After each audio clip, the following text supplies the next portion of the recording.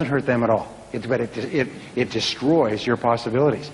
And as you know, in society, it becomes very common that people who are successful are pulled down and attacked and so on. Stay away from that, because that's how losers think. And so the emotion is the critical thing. Well, they interviewed 350,000 salespeople, and they tracked them over a series of years. What is your name, sir? Walden? Okay. So they say, let's say, Walden, would you join this experiment with us? What we're going to do is we're going to phone you on an irregular basis. Every few days, somebody will phone you, and they'll just ask you, what are you thinking about right now? And whatever it is, just tell them what you're thinking about at that moment, okay? So they would do this experiment with all of us. They hire university students to do this. They give them free beer and pizza, for which university students will do anything, okay? And then what they would do is they would just phone Walden, and every so often someone would say, Walden, that fellow's on the phone for you. Okay, tell him I'm thinking about this proposal for a customer, or I'm thinking about getting this sale closed by the end of the week, or I'm thinking about this course that I'm going to. So Walden would just tell what he's thinking about, and then they tracked that over a period of months and years, and then compared income. And they found an interesting thing. A pattern began to emerge. Is the highest paid salespeople had a particular thinking pattern that was different from the lowest paid salespeople. And they found that it was consistent. Now, they found there was one quality that top salespeople have more than any other single quality. It's the highest quality of all, and it was kind of predictive of success. It actually predicts success in life more than any other single thinking quality. Can you guess what it is? Go ahead. Can't be wrong. Don't worry. Don't be shy. Can you guess what's the most important quality to predict success and happiness in life? Belief is good. That's part of it. There's no wrong answers. I'll tell you what the answer is, okay? It's optimism. What they found was that successful people had really high levels of optimism. They were really optimistic. They were positive most of the time. Does that mean they didn't have problems? Oh, they had far more problems than the average person because they tried more things. They found that optimists had two great qualities that made them great in selling, which led to their success. Number one was they tried more things, they made more calls, because they had an unrealistic expectation that they would be successful. They just kind of believed they would be successful. You said believe? Yeah, they believed if they just kept on, they would be successful. So they just tried more things. Now the second quality they had is they persisted more, because they have an unrealistic expectation that if they just persist more, they'll succeed. Do you know that the average sale today is closed after 6 visits with a customer? 5.8 to 6 visits. That's how long it takes to make a sale today. But once you've made the sale, sometimes you can keep that customer for years. And every subsequent sale takes you 1/10 of the time of the first sale. Is that all highly paid salespeople have persisted until they got the sale, and then they keep that customer year after year after year, and they make more and more sales, and they get referrals from that customer? Are you with me so far? So therefore, optimists try more things, they make more calls, and they persist longer, and gradually they begin to build up their sales, they begin to build up their customer base, and years go by, and they're 5 and 10 times as successful as people who make fewer calls and quit earlier. Are you with me so far? So this is pretty logical stuff. You think, well, obviously, if a person is positive and they make lots of calls and they call back, they're probably going to make more sales than a person who doesn't, right? In other words, they're creating their own luck. They're putting the law of probabilities on their side. So optimists make more calls and try more often, or call back more often. But we also find that optimists have a particular way of thinking in several different areas, and that's what I want to talk about between now and the break. I can spend a whole day on this, but I know that you guys are really smart, so you could take a lot of good ideas in a short period of time. Is that right? Say yes. Okay. So what optimists do... Oh, damn, I love this stuff. Okay. What optimists do... What time do we start? We start at 7, 8, 9, 10, 10. Okay. What optimists have is what I call orientations. Now, an orientation is a particular way of thinking about life and the world. And the first orientation that optimists have is future orientation. Now, future orientation is what made Singapore a great nation state. Future orientation means that optimists idealize. Optimists think about the future most of the time. They think about where they're going most of the time. They think about the possibilities of the future, and they idealize. They kind of imagine, what would my future look like if it was fantastic? What would the world look like? What would my world look like? And there's 4 areas where optimists idealize. These are the 4 things that we all want in common. all over the world, all human beings want these four things. Number one is great health. We want to have great health. We want to feel good about ourselves. We want to have high levels of energy. We want to live forever, right? And it's never been possible to live longer and live better than it is today, right here. Number two is that optimists want to have loving relationships. They want to have happy relationships. They want to have happy families. They want to have happy friends. They want to have work with people they like, work for bosses they like. They want to sell to customers they like, and so on. One of the great rules for success in selling is only get into a business where you really like the people you're working with and you really like the people you sell to. I had a woman come up to me recently. She said, you know, I really like my product and I really like my company, but I really hate the people I sell it to. I mean, they're real jerks. She just didn't like the people. I said, you know, you'll never be successful unless you really care about the people you're selling to. Well, the third thing that we all want is we all want to do meaningful work, and we all want to do it well. It's so important for us to do our work well, because this is what we found, is how much you like yourself, your level of self-esteem, determines your level of optimism. If you really like yourself, if you really feel happy about yourself, you'll do your work better. But the flip side is also true. It's like a coin. If you do your work well, you like yourself more. And if you like yourself more, you do your work better. And each time you learn something new that enables you to do your work better, you like yourself more. And then when you do your work better, you get better rewards and better feedback, and you like yourself more. And the more you like yourself, the better you do. And the better you do, the more you like yourself. Say, I like myself. Now say it like you mean it. Say, I like myself. I like myself. Wonderful. Do you know, all top people can say that quite happily. They did a study of 1,500 men and women who were at the tops of every one of their fields. It was a 9-year study. And they asked them, what is the greatest of all benefits of success? And you know what they said? It was wonderful feelings of self-esteem. They liked themselves. They liked themselves. They genuinely liked themselves and felt that they had done something important with their lives. Felt they had done something worthwhile with their lives. So therefore, a high level of self-esteem leads to self-confidence. It leads to optimism. It leads to a positive mental attitude. And the more you like yourself, the more you like other people. And the more you like other people, the more they like you and they want to buy from you and recommend you to their friends. So everything you do to build yourself up psychologically improves every part of your life. The more you like yourself, the better a parent you are, the better a spouse you are, the better a friend you are, the better a boss you are.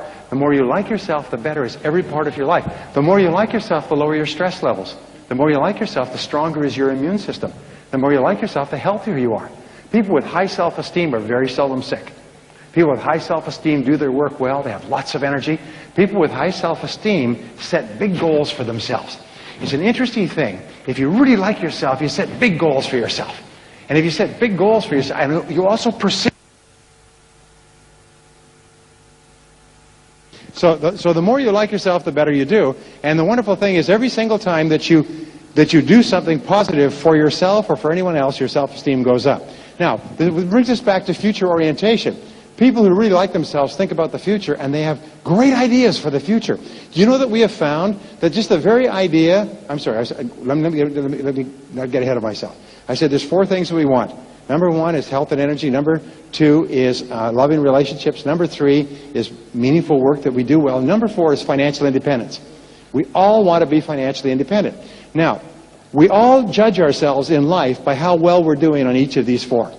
And we could be doing well in 3, but if we're low in 4, that's what bothers us. That's the thing that worries us more than anything else. You know, you could have great health and good family and nice job and be broke. And you know what? You won't think about the other 3 things. You think about being broke all the time. Isn't that true? It's called the deficiency need in psychology. We always tend to think about where our deficiencies are and not pay enough attention to the other. Well, the more you like yourself, the more you idealize your future. The more you create great dreams of what is possible for you. And the starting point of of dreaming great dreams is to have a fantasy or an imaginary idea of your life as if it were perfect sometime in the future. So when I do personal strategic planning, when I do strategic planning actually with corporations, the first thing I say is, let us imagine that this company, 5 years in the future, is perfect in every way. Okay? If this company was perfect, if it was a great company, if it was the most respected company in the business, if it was the best company of all in this industry, what would it look like? And then I go around and I have the executives give me an idea. What would it look like? Best products, best service, great customers, tremendous management, wonderful people, great systems internally, wonderful reputation, high profitability, rapid growth rates, high price on the stock. We write them all down. And the most amazing thing is, I say, okay, now, is this what the company would look like if it was perfect? And everybody says, yeah, if this company was perfect, that's what it would look like. I would say, okay, is this possible? Are these possible? And you know, everybody stops. I do this with the senior executives of multi-billion-dollar corporations. And they say, yeah, 5 years? Not in 1 year, but we could do that in 5 years. And so the only question then becomes what? How? How would we do it? I say, good. Now let's start talking about how. Let's first of all organize these in priority. If we could only accomplish one, which would be the first one? And then which would be the second? And so the first one, you know what the first one is usually? Superb products and services. Because if you have that, you'll have the sales, you'll have the profits, you'll have the market, you'll attract the people, and so on. So, okay, now, how do we develop a reputation as being the best in the business? There's a reason that I talked about this, because you need to say the same thing. If your life was perfect in 5 years, if your health was perfect, and your family was perfect, and your work was perfect, and your financial situation was perfect in 5 years, what would it look like? What would it look like? And then you begin to think, hey, in 1 year maybe, but in 5 years, I could be fit, I could have a great family, I could be at the top of my field in my work, I could be financially independent or on my way to financial independence. All that's possible within 5 years. Isn't that true? Now, here's an interesting point. Are you ready? The time is going to pass anyway. The 5 years is going to go past anyway. You know, 5 years from now, 5 years will have gone by. You'll be 5 years older. The only question is, what are you going to do in the meantime? Well, here's my favorite word in success. My favorite word in success is the word clarity.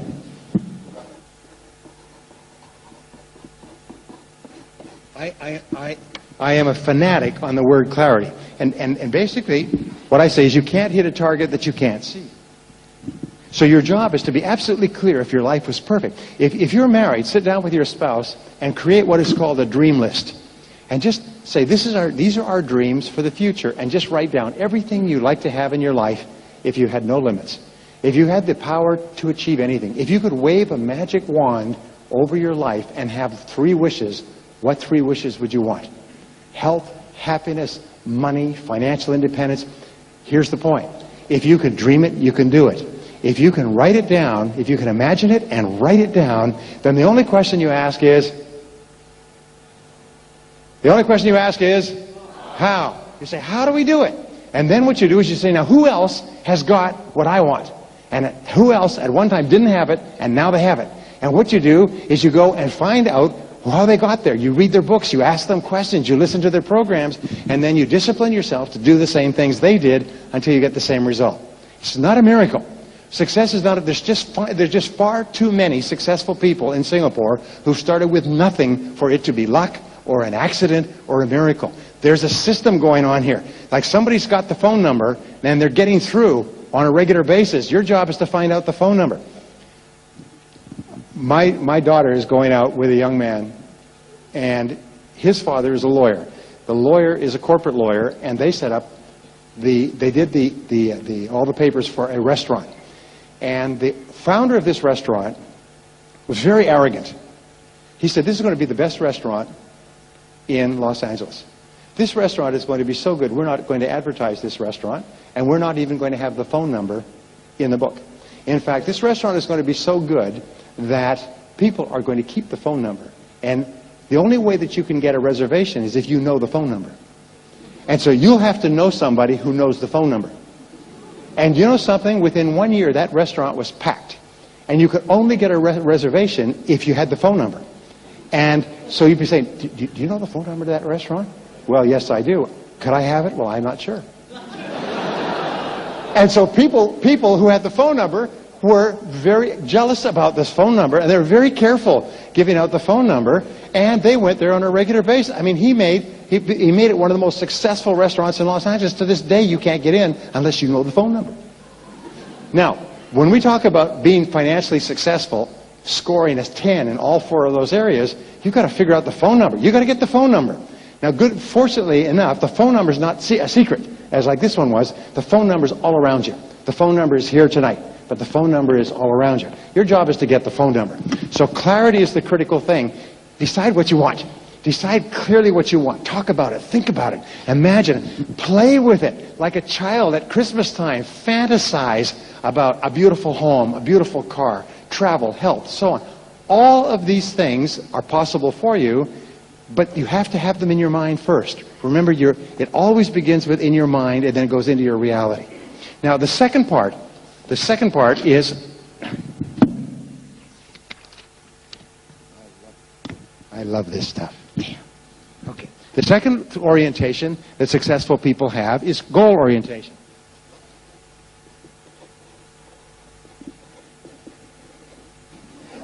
Now, goal orientation means that they have very clear written goals that they work on every single day. So I'm going to give you a homework exercise. If we had more time, I would take you through the exercise here. We may do this at a later seminar, but what I want you to do is I want you to take a piece of paper like this when you get home tonight. I want you to promise me you'll do this. If you'll do this, I promise you it will have a major impact on your life. No exceptions. Take a piece of paper like this, write the word goals at the top, and write down at least 10 goals you want to accomplish in the next 12 months. Before you go to bed tonight, this is your homework assignment. Go home, sit down, write down the 10 goals. You promise me you'll do that? Say yes. Yes. Even if you're lying, some of you would say like this. I'm not saying anything. I ain't writing no goals. Might work. You know, it might get me out of my rotten old broken down car, my crummy job. I ain't writing down no goals. It might take 3 minutes of my life. I'm not doing it. Now here's the important point. Writing down these goals takes 2 to 3 minutes. Actually about 3. If you write down 10 things that you want to accomplish in the next 12 months. Now all you have to do then is take this piece of paper, fold it up, put it away somewhere where you won't see it for a whole year. You know, like in your Bible or something like that. Take it, put it away for a whole year, and at the end of the year you take out this list and open it up, and you'll be both happy and sad. You'll be happy because 8 of your 10 goals will have been accomplished in the most amazing ways. And you'll be sad because you will wish you had written more goals and bigger goals. Now, does this work? Yes, it works everywhere. Has anybody ever done this, by the way, written down 10 goals? Anybody ever done it? Does it work? Everybody will tell you it works. People go home, and managers go home and have all the staff sit down and write down 10 goals. Parents go home and have their kids write down 10 goals, or have their spouse write down 10 goals, and their whole lives change. Now, it's not that it takes at the end of 12 months, suddenly, bing, you achieve the goals. The goals start to come true at a rate that is absolutely amazing. People come to me and they say, my whole life has changed in the last 30 days. All kinds of things have happened. They've changed jobs. They've changed relationships. They've gotten a new house. They bought a car. They've taken a trip. And they're all things they wrote down. So your homework assignment is to write down 10 goals. And you can write down more if you like. Before I came over here, I'm staying at the hotel across, I wrote down my 10 goals. I do it every single day. I just write them and rewrite them. I carry a school notebook, a spiral notebook with me, and I just write down my goals every day. Because that just burns them deeper and deeper and deeper into my subconscious mind. And it's the most amazing thing. It costs you 3 to 5 minutes a day, but the power on your life is phenomenal. If all you'll do from this day is you write down 10 goals, and then instead of putting them away for a year, just review them on a regular basis. And the only question you ask is what? How? How can I achieve the goals? How? The question how makes you an optimist. The question how raises your self-esteem. The question how unlocks your creativity. The question how makes you powerful. When you look at your goals, say, okay, I can have these. I can have more money, better health, greater travel. I can do all these things. Good. The only question is how. But here's the interesting thing, is that even if you didn't do these things, I had a man come up to me at a seminar recently, and he said, Brian, I was at your seminar 6 months ago. He said, you gave that exercise about writing the 10 goals, and while you were talking, I was so excited, I wrote down 18 goals. And then I took the list home, I did what you told me, and I hid it. He said, I hid it so well, I couldn't find it again. Now, he said, the interesting thing was, I took the list from the seminar, I folded it up, took it home, and hid it. I didn't even look at it again. 2 weeks later, I moved to a new house. And when I was unpacking, I found the list. And I opened the list, and he said, I had to sit down to read it. He said, 11 of the 18 goals had been achieved in 5.5 months. One was to get a better job, which I had. One was to earn more money. I'm making more than I ever made. One was to get a new car. The new car came with the job. One was to get a new house. I just moved into the house because I could afford it. One was to lose weight. One was to take a trip. One was to learn a subject. One was to fix a relationship. But he said these were life goals, and I'd accomplished 11, and I'd almost accomplished 4 more. He said, in less than 6 months. And I lost the list. See, the interesting thing is when you write down the goals, writing a goal down actually programs it into your subconscious mind. So even if your conscious mind doesn't even remember the list, your subconscious mind's got it now, and it works 24 hours a day to bring it into your life. Please trust me on this. It's life transforming. And I've spoken all over the world and given this exercise. I've never had anybody say it didn't work. The only things they say are, it was incredible. The results on their lives were explosive. They could not believe it. So, will you give it a try? Say yes. Yes. Okay. Okay, I'm trusting you. I'm coming over to your house tonight. You know, I'm going to wake up. You're going to hear that banging on the door. Bang, bang, bang. Show me the list. No list? We'll have to have a talk. Okay.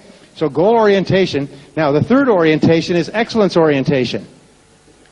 In order to achieve something you have never achieved before, you have to be good at something you've never been good at before. You have to develop skills you've never had before. So remember, your job, and I've got some good news and more good news.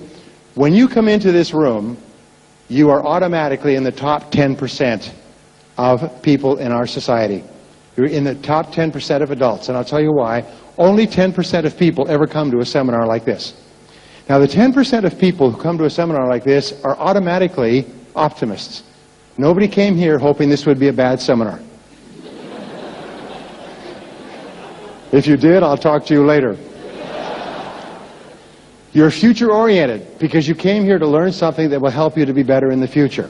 Even if you didn't define it that way, nonetheless, in your own heart, you were future-oriented. And that's all that matters. You're goal-oriented because you came here. You had to pay for this seminar. You had to turn off the television. You had to make your way down here, find a parking space, get in here. You're goal-oriented. You're aiming for a target, which means that you're already not in just the top 10%, probably in the top 3% of our population in terms of the future. Now remember, here's one of the great rules for success. It doesn't matter where you're coming from. All that really matters is where you're going. It doesn't matter where you're coming from. All that matters is where you're going. Now your job is, now that you're in the top 10% mentally, and you've got to get there mentally before you get there financially, once you're there mentally, your job is to stay there. Now, this idea of being in the top 10% is a major idea, and let me explain it. When I was growing up, I never thought I could be in the top 10% of anything. I failed in school. I did poorly in school. I got fired from jobs. Try getting fired. I used to pump gas in a gas station. I got fired from that because I wasn't good enough. I got fired from washing dishes. Try getting fired from washing dishes. It doesn't do your self-esteem very much good. I've gotten fired from more jobs than you've had. I mean, it never dawned on me that I could be good at anything. And then I learned something that changed my life. I learned that everybody in the top 10% started where? In the bottom 10%. Everybody who's at the top and doing well was once at the bottom and doing poorly. Everybody who's at the front of the buffet line of life was once at the back of the line. Everybody who's at the top of your field was once not in your field at all.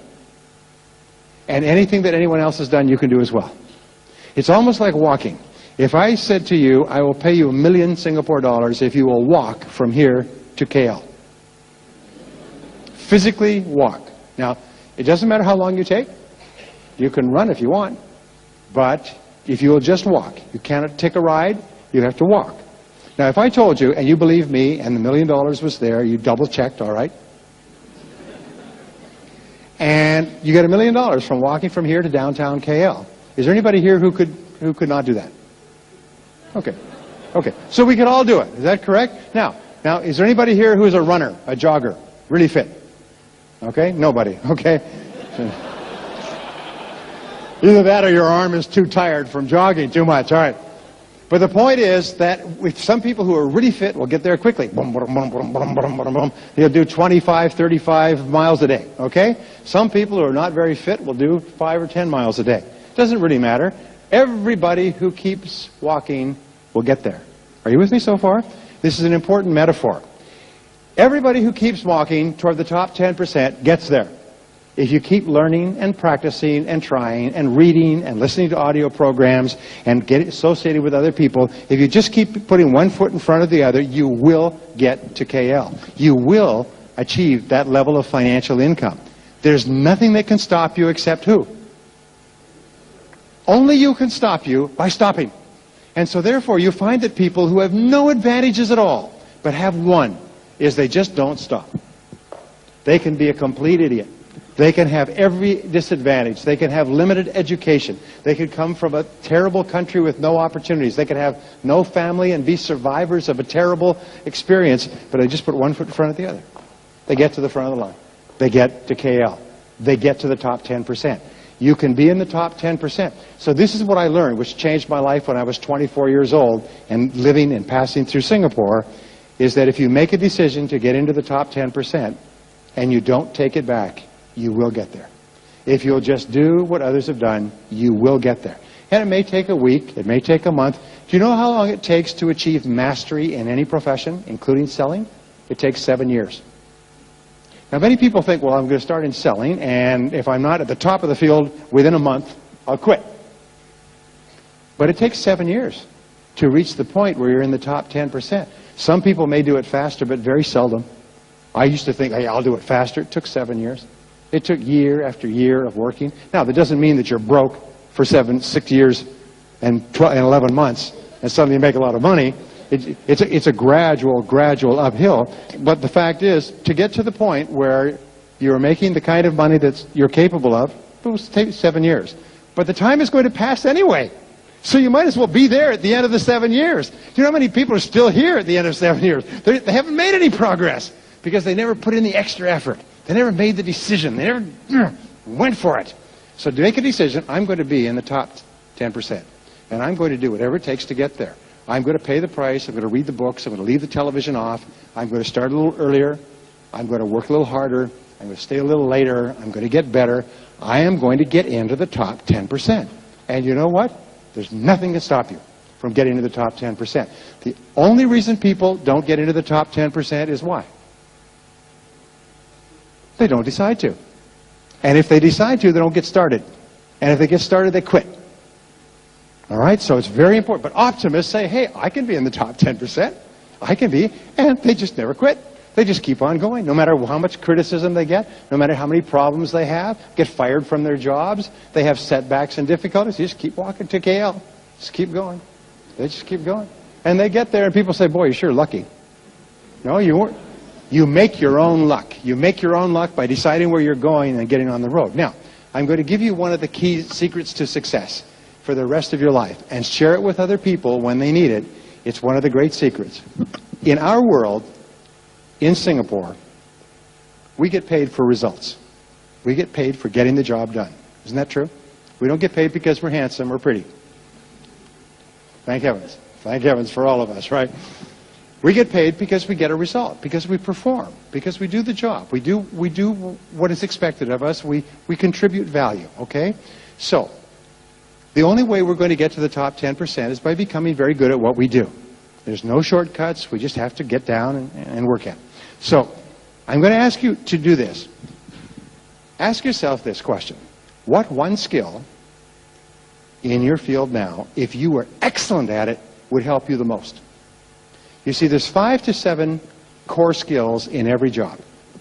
And it is our top skills that have got us to where we are, but it's our weakest skill that's holding us back.